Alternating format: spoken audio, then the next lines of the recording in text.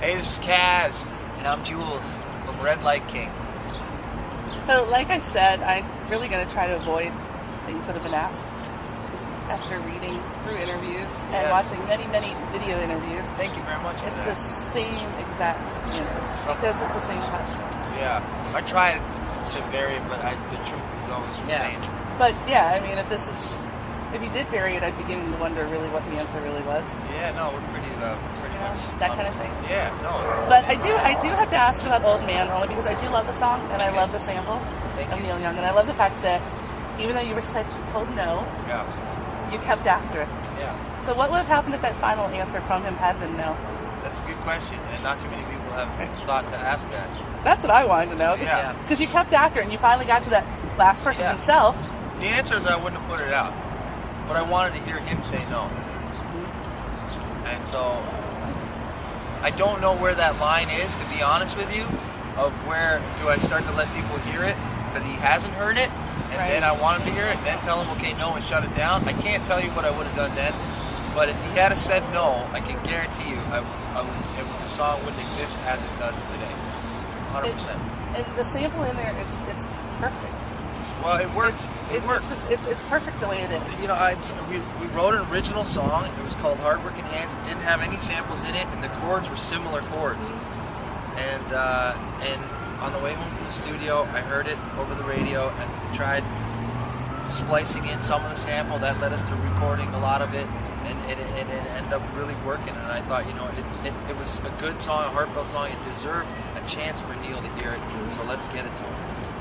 Oh, I like that you went after it, even after management said no. Yeah, it was cool to get the phone call that said Neil heard it, he liked it. It was worth it. Yeah, we were stoked. It was worth it. Oh, that's very cool. Now, I love that you do have some acoustic songs out there. I love Blood in My Hand acoustically. Any thoughts to release things acoustically like that? Because that was just amazing. I think it's always different, you know, to give a song that's a rock song, you know, a different feel. And let the song kind of stand on its own. As, you know, I mean, it's one thing to have all the loud guitars, but really, if it's a great song, then it'll hold up acoustic. And we try writing songs that way too. You know, stripped down, they start out usually like that. We did record "Bullet in My Hand" acoustic, and it went out to radio. So I'd like to release that version of it, most definitely. And we talked about doing an EP with 5 acoustic songs. But we're also waiting maybe to have a few teasers from the new record. So I think if something's going to come out like that, it would be Christmas time. You could always do the acoustic of that with the new record, sort of as a little added bonus. Yeah, to back of it or something. To people. I know, like iTunes does things separate. Yeah, you could totally do that. If you buy it at a certain store, like Walmart, will do a separate, you know, that's right, little extra one, iTunes and other ones will do that. And stuff like that. But I love the beginning of that song anyway because it changes after that. Right. So it sort of teases you that it's much quieter in the beginning and then the song grows. And it works perfectly for that song. Now I was reading that you've already started writing for the new album. True. And that you had worked with some other people for this first album. So are you working with any other writers for the new music? It's mostly the band right now. It's mostly Jules and I writing. The band, Jules and you. Yes. That's what's listed on the site, on Facebook. Well, we've had an ever-changing rhythm section, to be honest with you.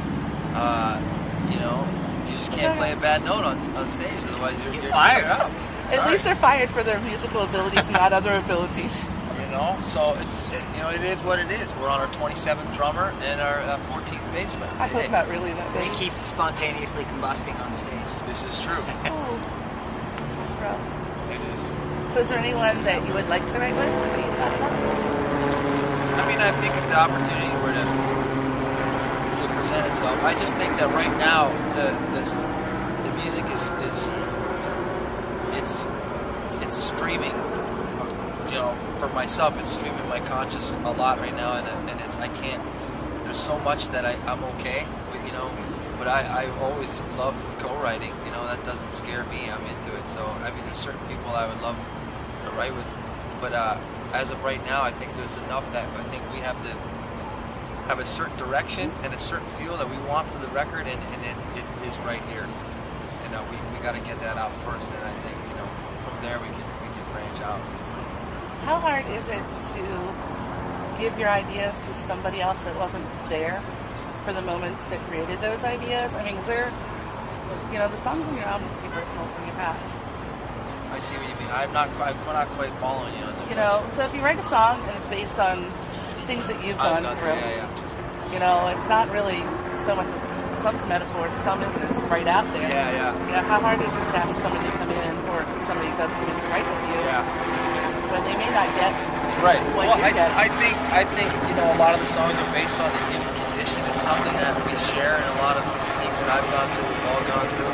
I think also a lot of the songwriters, whether it's Jules or someone else on the particular record, our buddy Toggs or Wally Gaggle or Zandy Berry, who helped us produce the record, they're looking at it from a songwriter's perspective, so not so much as the lyrical content sometimes. And sometimes that's enough for me as an artist and a writer and a guitar player to have them come in and round the corner.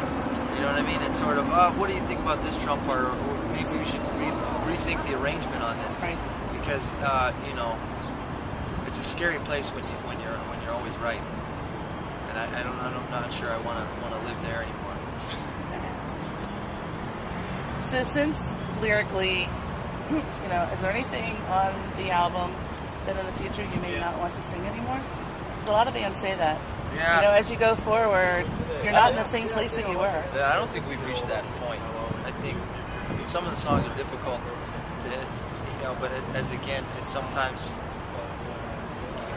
you just got to go there for the moment, and then sometimes you got to learn to turn it on and turn it off. And in that sense of the emotional attachment to the songs. But our show's a rock show, and we're giving everything we got up there, and what we give, we get from the audience we put out. It's a two-way thing, two-way street. So like I said, I think we got a long way to go, but I think this is a great start. It's our first record, and we're connecting with people. We're having a good time doing it. Doing quite well on radio too, I have to say. And it is great to hear new music and new bands on the radio, because I think we've been stuck with the same. Right. Yeah, we opened up for Korn together, and like Stain, and they're all awesome, and they've all been running. We've all had an amazing run, and they'll keep going. But yeah, we're really excited to be that, that new band, that new energy. But we're not reinventing the wheel, So I think we're participating, we're part of it, and we're proud to be part of it. But it's good to bring, even if you're not reinventing the wheel, and you can hear influences in your music. Right. You can, but kids today don't know about those influences. Right. They're unaware, so bring things back. Yeah, it's music, At the end of the day, it's all. We certainly borrow and lend from all the different genres and all the different, periods in time. Hence the Neil Young. Definitely the new generation didn't know Neil, and now they do. So, it's our audience, anyways, people we connect with. So, we know where it came from. We know where we're going. And so I think it's a good time, positive time in music for rock bands and rock music to really make a big comeback here. It's too bad that we have to say make a comeback.